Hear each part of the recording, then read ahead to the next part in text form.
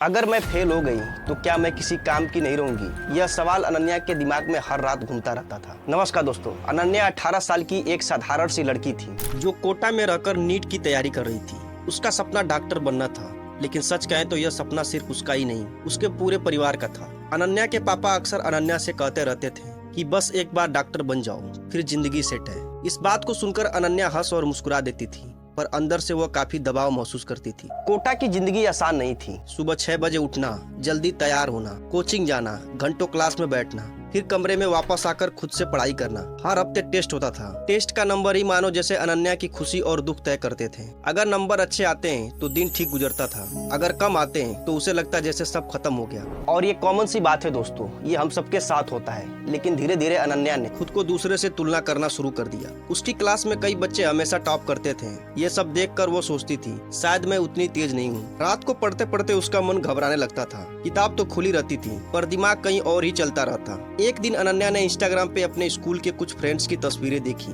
कोई college fest में dance कर रही थी, कोई दोस्तों के साथ घूम रही थी। सबकी जिंदगी खुश लग रही थी। ये देखकर अनन्या को हंसी आने लगी, लेकिन कुछ देर बाद उसे लगा कि उसकी जिंदगी बस कमरे और किताबों के बीच फंस गई है। उसने सोचना शुरू कर दिया कि शायद वो पीछे रह गई है। धीरे धीरे उसने लोगों से बात करना कम कर दिया। उसे नींद कम आने लगी तो कभी कभी बिना वजह रोने लगती। उसे लगता था कि अगर वो फेल हो गई तो सब निराश हो जाएंगे और लोग क्या कहेंगे। एक दिन अनन्या के दिए हुए टेस्ट के नंबर बहुत कम आए। वह क्लास से लौटकर सीधा बिस्तर पर आकर लेट गई। उसे लगा कि अब मेहनत करने का कोई फायदा नहीं है। उसी शाम उसकी माँ का फोन आता है। उसकी माँ ने जैसे ही उसकी आवाज सुनी, वह तुरंत समझ गई कि कुछ ठीक नहीं है। उन्होंने प्यार से कहा, बेटा नंबर से ज्यादा तुम्हारी सेहत और खुशी है। डॉक्टर बनना अच्छा है, लेकिन तुम खुश रहो, यह उससे भी ज्यादा जरूरी है। यह सुनकर अनन्या रो पड़ी। उसने पहली बार अपने डर और तनाव के बारे में खुलकर बताया। उसकी माँ ने उसे समझाया कि जिंदगी सिर्फ एक एग्जाम से तय नहीं होती। अगर थक जाओ तो थोड़ा रुकना भी जरूरी होता है। अगले दिन अनन्या ने फैसला किया कि वो खुद को थोड़ा समय देगी। उसने रोज आधा घंटा टहलना शुरू किया।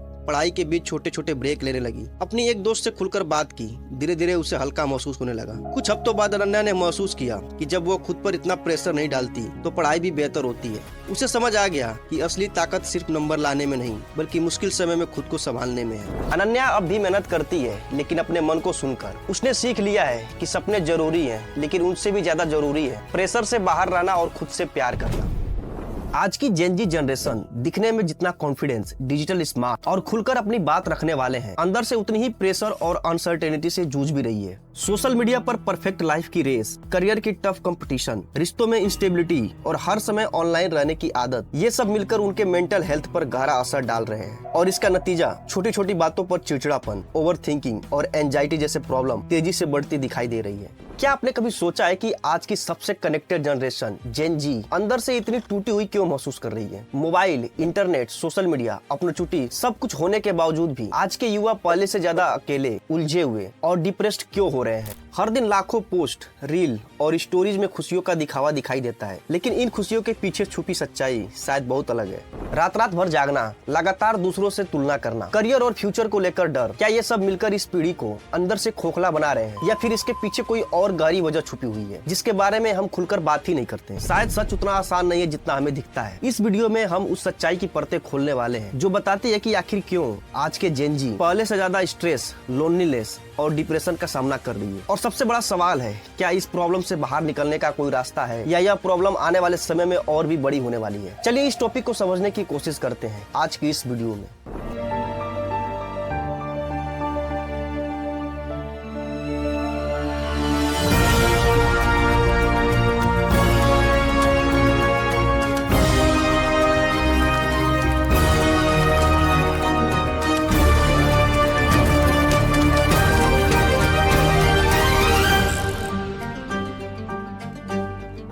समय के साथ साथ समाज में कई अलग अलग जनरेशन आई हैं, जिनकी सोच, लाइफ स्टाइल और एक्सपीरियंस एक दूसरे से अलग रहे हैं। आज जिस जनरेशन की सबसे ज्यादा बात होती है वह है जेन जी, लेकिन इसके पीछे भी कई जनरेशन रह चुकी है। सबसे पहले बेबी बूमर्स की जनरेशन थी, जो सेकेंड वर्ल्ड वॉर के बाद राइज हुई, और यह जनरेशन मेहनत, स्टडी, जॉब और पारंपरिक मूल्यों को ज्यादा इंपोर्टेंस देती थी। इसके बाद जनरेशन एक्स आई, जिसने तेजी से बदलती दुनिया, नई तकनीक और आर्थिक बदलाव का दौर देखा। फिर मिलेनियल्स या कहे कि जनरेशन वाई आई, जिसने इंटरनेट और डिजिटल दुनिया की शुरुआत के साथ अपनी पहचान बनाई। इसके बाद जनरेशन जेड उन लोगों को कहा जाता है जिनका जन्म 1997 से 2012 के बीच हुआ है और यह जनरेशन टेक्निकल, इंटरनेट और सोशल मीडिया के साथ बड़ी हुई पहले जनरेशन में से एक मानी जाती है, इसलिए इन्हें अक्सर डिजिटल नेटिव भी कहा जाता है।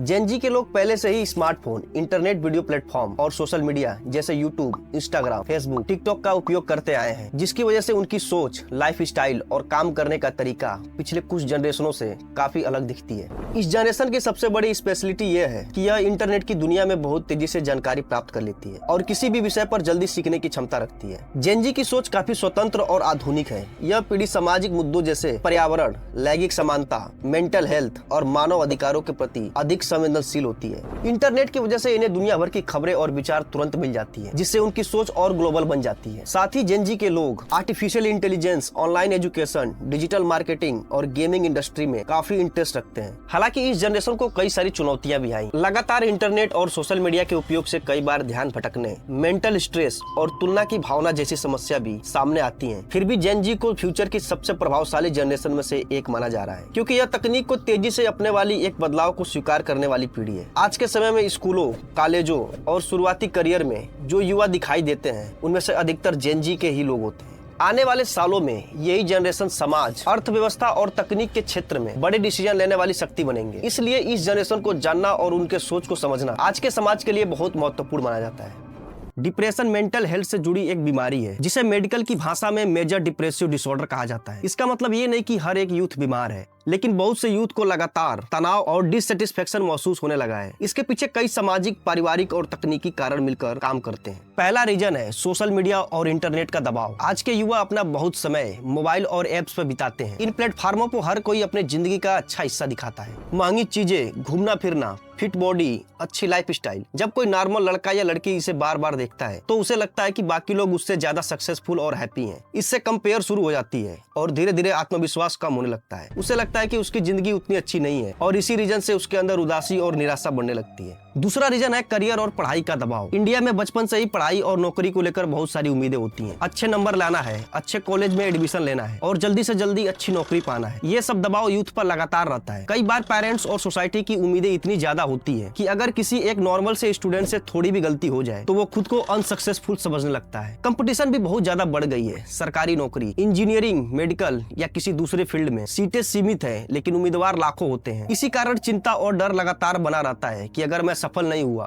तो क्या होगा, और यही सोच धीरे धीरे मेंटल स्ट्रेस में बदल जाती है। तीसरा रीजन है अकेलेपन और ट्रू रिलेशनशिप की कमी। पहले के लोग दोस्तों के साथ ज्यादा समय बिताते थे, मोहल्ले में खेलते थे और परिवार के साथ बैठकर बातें करते थे, लेकिन अब मोबाइल और इंटरनेट की वजह से असली बातचीत कम हो गई है। बहुत से यूथ ऑनलाइन तो सैकड़ों लोगों से जुड़े होते हैं, लेकिन असल जिंदगी में उनके पास ऐसा दोस्त कम ही होता है जिससे वो खुलकर बातें कर सके। जब कोई प्रॉब्लम आती है तो वो अकेला महसूस करने लगता है और यही अकेलापन धीरे धीरे डिप्रेशन की तरफ ले जाता है। चौथा रीजन परिवार और समाज में हो रहे तेजी से बदलाव। आज की जनरेशन अपने सपनों और सोच में पहले से ज्यादा खुली है। ये लोग अपनी पसंद का करियर, लाइफ स्टाइल और रिश्ते चुनना चाहते हैं, लेकिन कई बार परिवार या समाज की सोच पुरानी होती है। इस कारण जनरेशन गैप पैदा हो जाता है और इस कंडीशन में जब युवा महसूस करते हैं कि उन्हें समझा नहीं जा रहा है तो उनके अंदर डिसअपॉइंट और गुस्सा दोनों बढ़ जाता है। पांचवा रीजन है फ्यूचर को लेकर अनसर्टेनिटी। आज के टाइम पर नौकरी का बाजार तेजी से बदल रहा है। टेक्नोलॉजी, ऑटोमेशन और आर्टिफिशियल इंटेलिजेंस के कारण कई सारी नौकरियां खत्म भी हो रही हैं और नई नौकरियां बन भी रही हैं। इस बदलाव के कारण बहुत से युवाओं को डर रहता है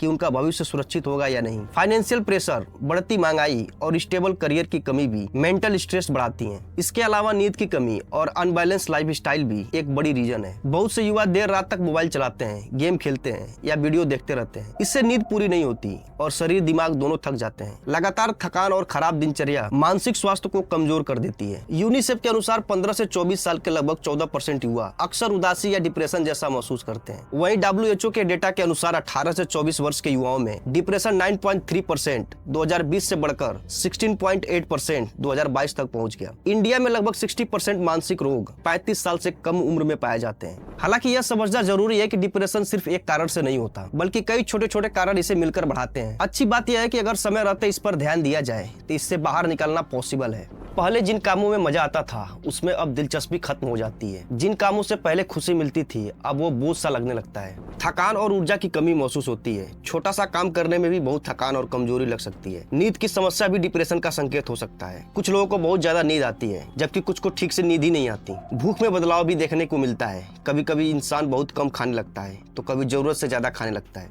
निगेटिव सोच बढ़ जाती है और इंसान खुद को बेकार और असफल समझने लगता है। उसे अपने भविष्य के बारे में भी उम्मीद कम लगती है। ध्यान लगाने में कठिनाइयां होती हैं। पढ़ाई, काम या किसी भी चीज पर फोकस करना मुश्किल हो जाता है। चिड़चिड़ापन या गुस्सा जल्दी आने लगता है। छोटी छोटी बातों पर भी व्यक्ति परेशान या नाराज हो जाता है। अकेले रहने की इच्छा बढ़ जाती है। लोगों से मिलना जुलना कम कर देता है और खुद को अलग रखने लगता है। ये कहा जा सकता है कि जिंदगी में बढ़ता हुआ डिप्रेशन किसी एक व्यक्ति की समस्या नहीं है, बल्कि ये पूरे समाज से जुड़ा हुआ एक जरूरी मुद्दा बन चुका है। आज के टाइम में हमारे यूथ के लाइफ में कई सारे प्रेशर एग्जिस्ट करते हैं। जब इन सभी कंडीशन का इफेक्ट हमारे युवा के मन और सोच पे पड़ता है तो धीरे धीरे उसका कॉन्फिडेंस लो होने लगता है और वो मेंटली निराश और अकेलापन महसूस करने लगता है। कई बार यूथ अपनी समस्याओं को किसी से बता भी नहीं पाते हैं, क्योंकि उन्हें लगता है कि लोग उन्हें समझ नहीं पाएंगे या उनकी भावनाओं को गंभीरता से नहीं लेंगे। यही कारण है कि डिप्रेशन की समस्या धीरे धीरे गहरी होती जाती है और व्यक्ति के लाइफ स्टाइल को प्रभावित करने लगती है। इस कंडीशन को सुधारने के लिए सबसे पहले समाज को मेंटल हेल्थ के महत्व को समझना होगा। परिवार का सहयोग इसमें सबसे इंपॉर्टेंट रोल निभाता है, क्योंकि पेरेंट्स और घर का वातावरण ही वह जगह है जहाँ युवा सबसे अधिक सुरक्षित महसूस करते हैं। यदि माँ बाप अपने बच्चों से खुलकर बातचीत करें, उनकी भावनाओं को ध्यान से सुने और बिना किसी आलोचना के उन्हें समझने की कोशिश करें, तो युवाओं के मन का तनाव काफी हद तक कम हो सकता है। इसके साथ ही स्कूल और कॉलेजों में भी मेंटल हेल्थ को लेकर जागरूकता बढ़ाने की जरूरत है, ताकि युवा यह समझ सके कि मानसिक परेशानियां होना असामान्य नहीं है और जरूरत पड़ने पर मदद लेना बिल्कुल सही कदम है। इसके अलावा युवाओं को भी अपनी लाइफ में कुछ पॉजिटिव चेंजेस लाने चाहिए। एक्सरसाइज करना, 7 से 8 घंटे की नींद, सोशल मीडिया पर लिमिटेशन लगाना और अपने पैशन और इंटरेस्ट को टाइम देना मेंटल हेल्थ को बेहतर बनाने में मदद करता है। दोस्तों और परिवार के साथ समय बिताना भी अकेलेपन की भावना को कम करता है और लाइफ में पॉजिटिव एनर्जी लाता है। कभी कभी लाइफ इतनी बोरिंग लगती है कि दिल हार मानने लगता है, लेकिन याद रखो, अंधेरा हमेशा अस्थायी नहीं होता। तुम्हारे अंदर वो ताकत है जो मुश्किल दिनों को भी पार कर सकता है। हर छोटा कदम भी आगे बढ़ना है। अगर आज सिर्फ तुम उठकर एक नई कोशिश करते हो